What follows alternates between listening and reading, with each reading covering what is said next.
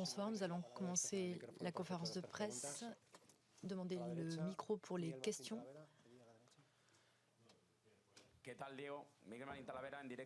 Bonsoir. Je ne sais pas si ce match t'a rappelé, t'a plu pour la souffrance, est-ce que ça t'a rappelé, à cause de la souffrance et de la réussite, Munich ou Liverpool?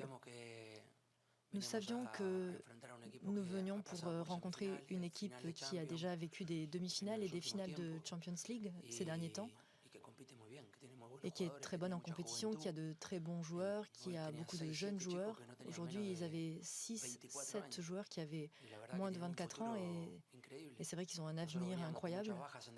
Nous, on avait beaucoup de joueurs manquants en défense, 5 en l'occurrence. Llorente, César, José, Robin Lenormand et Azpilicueta. Et c'est vrai que malgré ces absences, l'équipe a été forte. On a bien sûr encaissé un but. Il y a eu une erreur sur une sortie de balle et l'équipe aurait pu s'écrouler. Elle ne s'est pas écroulée. Elle a continué de jouer et le but de Molina, c'est une très belle action collective. Et nous savions que l'équipe allait ensuite attaquer très bien. Nous avons eu beaucoup d'occasions de but. C'était beau de voir comment ils attaquaient, comment ils avaient des occasions de but. Nous, quand on avait joué à Lille, on aurait dû marquer 3-4 buts quand Lille est venue chez nous. Et aujourd'hui, ça a été tout le contraire. On a peu attaqué, mais on a transformé 2 actions de but. Donc ça a été un très bel effort de notre équipe. J'ai été enchantée de continuer de savoir générer de la force dans l'équipe en faisant les remplacements, en faisant entrer Coquet, Correa, Lino, Reinildo, Riquelme. On n'a pas changé notre plan et on a continué de défendre une idée, que ça plaise ou que ça ne plaise pas. Et quand on a une idée, on peut toujours perdre. On peut perdre, on peut faire match nul, comme ça a été le cas à Saint-Sébastien, mais il y a une idée. Bonsoir. L'autre jour, après le match contre Las Palmas, Coquet disait qu'il était très important que dans le football d'aujourd'hui, on dépense de l'argent dans des nouvelles signatures de joueurs, mais il faut aussi respecter l'ADN d'une équipe. Et est-ce que ce soir, on a vu le reflet de l'ADN de l'équipe dont parlait Coquet? C'est ce que j'ai dit à mon équipe après le match. Donc d'abord, il y a eu le mauvais match contre le Betis. On a beaucoup discuté après le match. Et à partir de là, l'intention avec laquelle on a joué contre Vic en Copa del Rey, malgré le but seulement à la 80e minute, c'est l'attitude d'une équipe qui veut être compétitive. Et ensuite, contre Las Palmas, on a vu une équipe qui voulait être compétitive, qui voulait gagner. Donc ensuite, l'adversaire peut être supérieur à toi, il peut avoir plus de force, avoir plus de réussite, moins de réussite, mais il y a quelque chose qu'on poursuit régulièrement et dont on ne s'éloigne pas, c'est ce que l'on possède. Ça fait 12 ans que je travaille ici, que je construis la situation actuelle et ça, c'est le chemin à suivre. Bonsoir. Est-ce que tu dirais que la victoire de ce soir, c'est celle qui est capable de renverser des tendances et qui est capable de chasser l'inertie? Non, je pense que c'est une victoire importante, mais il manque encore beaucoup. Et tout n'était pas non plus si mauvais que ça après le Betis. Et maintenant, je ne dirais pas non plus que les choses sont tout à fait bonnes. Bonsoir. Tu parlais juste avant de la construction de l'équipe, il y a eu de nouvelles arrivées cette année, beaucoup. Est-ce que ce match change des dynamiques parce qu'il y a eu des différentes circonstances, ce qui s'est passé aujourd'hui, qui était tout à fait l'inverse de ce qui s'est passé à Lille? C'est ce que je disais juste avant à ton collègue.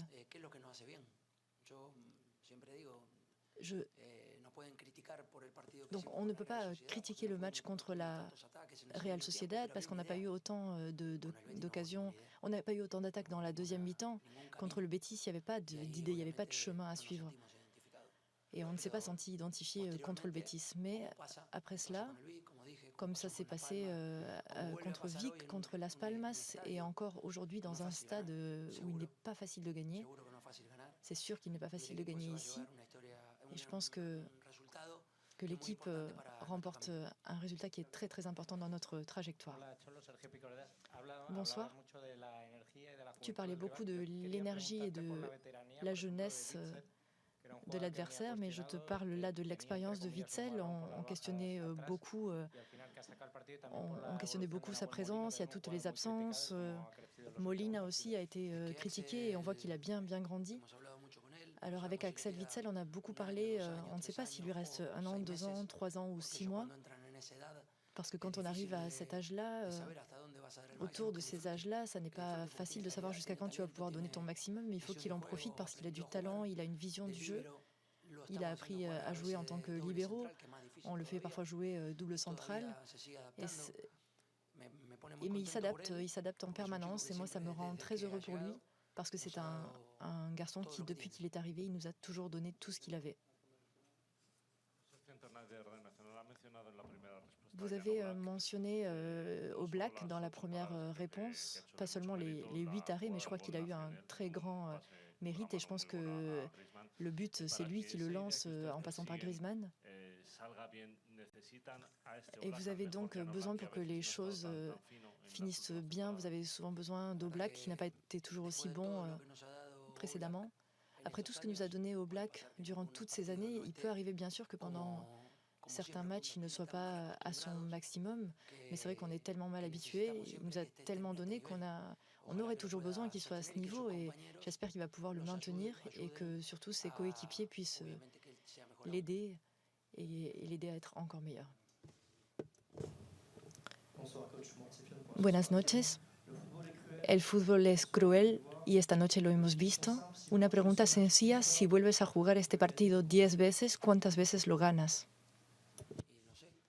Je ne sais pas. Peut-être que 10 fois ou 9 fois. Je ne sais pas. C'est le football. Le match contre Lille la semaine dernière, vous vous rappelez? Vous êtes français. C'était la même chose. On a eu 7-8 occasions de but et on n'a pas réussi à les concrétiser.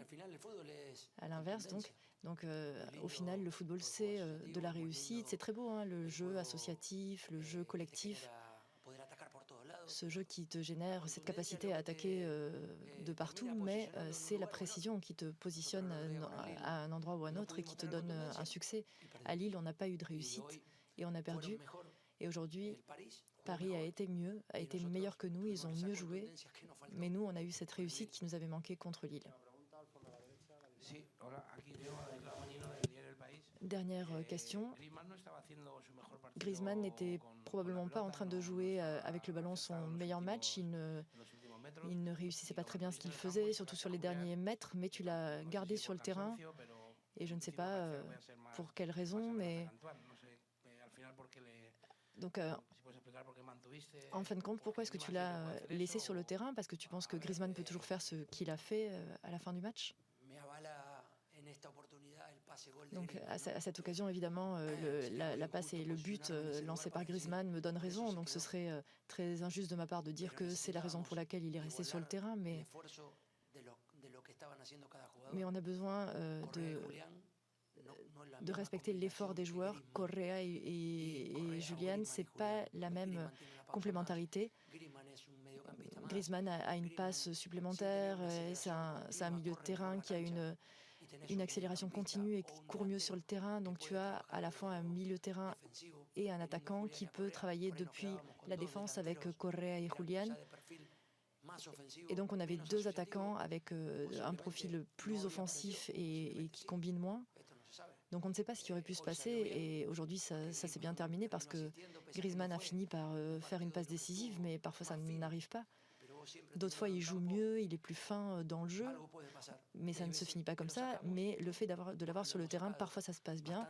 Et souvent on l'a sorti, c'est vrai, et souvent en le sortant on se rend compte que cette dernière passe nous manquait, cette dernière passe d'un joueur qui parfois touche moins de ballons, mais est plus important qu'un joueur qui en toucherait plus. Fin de la conférence de presse, bonne soirée à tous.